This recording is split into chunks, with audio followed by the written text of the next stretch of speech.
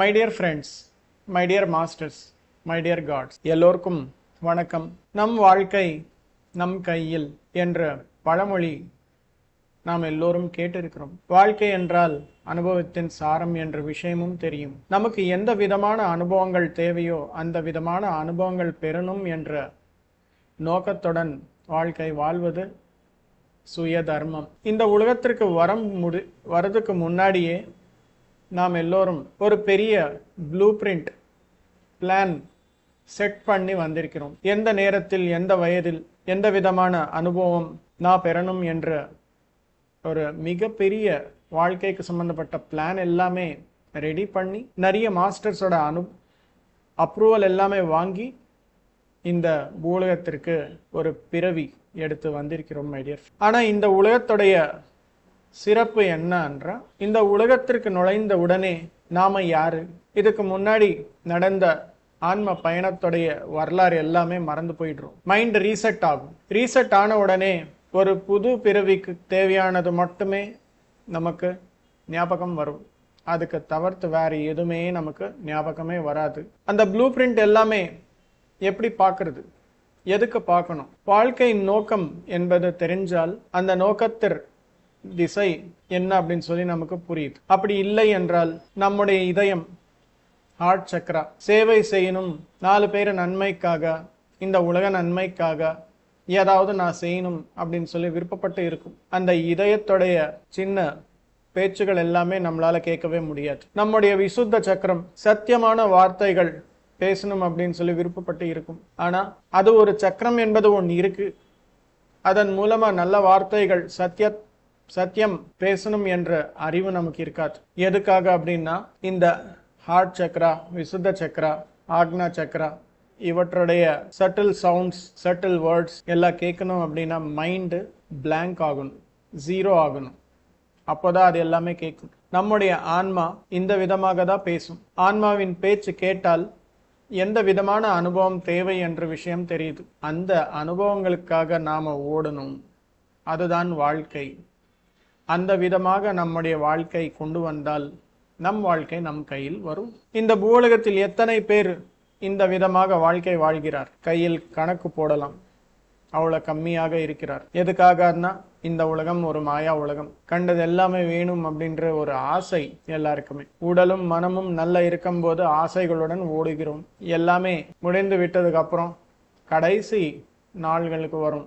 அந்த நேரத்தில் என்ன ஆகும்? ஒரு சைலண்ட் துன்பம் என்பது வருது. அமைதியான ஒரு துன்பம் உள்ளுக்குள்ளேயே இருக்கும். கடைசி நாள்கள்ல வரும். அது எதுக்காக அது வருது அப்படின்னா, நான் செய்ய வேண்டியது எதுவுமே செய்யவில்லையே அப்படின்ட்டு. எத்தனையோ செயல்கள் எல்லாமே செய்து இருக்கிறோம். ஆனா செய்ய வேண்டியது செய்யவில்லையே, என்னால முடியலையே செய்யறதுக்கு, ஏன் இந்த மாதிரி ஆகி போயிடுச்சு, இப்போ செய்யணும் அப்படின்னு சொல்லி விரும்பினாலும் செய்யறதுக்கு வாய்ப்பில்லையே அப்படின்னு சொல்லி துன்பத்துல இருப்போம். நான் பேச வேண்டிய சத்தியங்கள் எல்லாமே பேச முடியலையே, இந்த உலகத்திற்கு வந்த மிகப்பெரிய கனவு அது நடக்கலையே, நான் செய்ய முடியலையே, நடைமுறைப்படுத்த முடியலையே, வாழ்க்கை ஒரு திருப்தியாக வாழ முடியலையே அப்படின்னு சொல்லி யாரெல்லாம் நேரம் எல்லாமே வீணாக்கி ஆன்மாவின் பேச்சு கேட்காம இருப்பார்களோ அவங்களுக்கு கடைசி நாள்ல எப்பவுமே இந்த மாதிரி தான் இருக்கும். அதற்காக மை டியர் ஃப்ரெண்ட்ஸ், நாம் என்ன செய்வதற்காக வந்திருக்கிறோமோ அந்த விஷயம் கண்டுபிடிக்கணும்.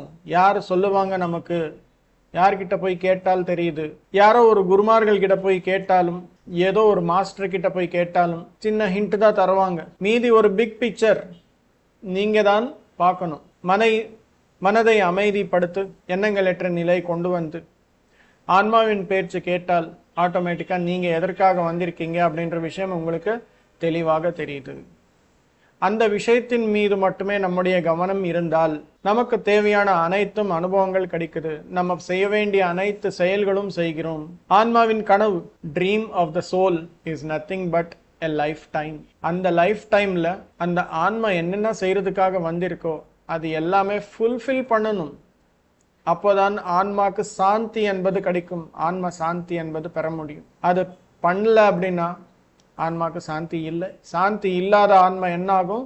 இன்னொரு பிறவிக்காக எதிர்பார்க்கும். நம் வாழ்க்கை நம் கையில் எங்கிருக்கு அப்படின்னு சொல்லி நினைக்கிறோம். அதற்காக மை டியர் ஃப்ரெண்ட்ஸ், நம்முடைய வாழ்க்கையில் தைரியம் என்பது இருக்கணும், தெளிவு என்பது இருக்கணும், கமிட்மெண்ட் இந்த மூணும் இருந்தால் ஆட்டோமேட்டிக்கா செய்ய வேண்டிய சேவைகள் எல்லாமே செய்ய முடியும். சொல்ல வேண்டிய அனைத்து சத்தியங்களும் எல்லாருக்குமே சொல்ல முடியும். அப்படி செய்யல அப்படின்னா இன்னொரு பிறவிக்கு நீங்க ரெடி ஆகிருக்கீங்க அப்படின்னு சொல்லி அர்த்தம். ஐயோ நான் செய்யவில்லையே அப்படின்ற வருத்தப்பட வேண்டாம். நாளைக்கு பண்றேன், நாளிலிருந்து ஆரம்பிக்கிறேன், அடுத்த வருஷத்திலிருந்து ஆரம்பிக்கிறேன், அது கிடையாது. சத்தியத்தை உணர்ந்த உடனே உங்களுக்குள்ள மாற்றம் என்பது வருது. இனிலிருந்து இந்த நேரத்திலிருந்தே ஆரம்பமாகும். அதற்காக தினமும் தியானம் செய்தால் ஒவ்வொரு நாளும் நம்முடைய வாழ்க்கையின் நோக்கம், சோல்ஸ் ப்ளூ பிரிண்ட் என்பது கொஞ்சம் கொஞ்சமா ஓபன் ஆகுது. என்ன செய்யணும் என்ற விஷயம் அறிந்தால் எப்படி செய்யணும் என்ற விஷயம்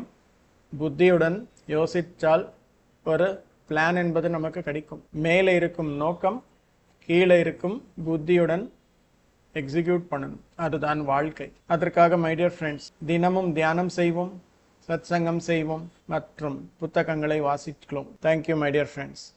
எல்லோருக்கும் வணக்கம்.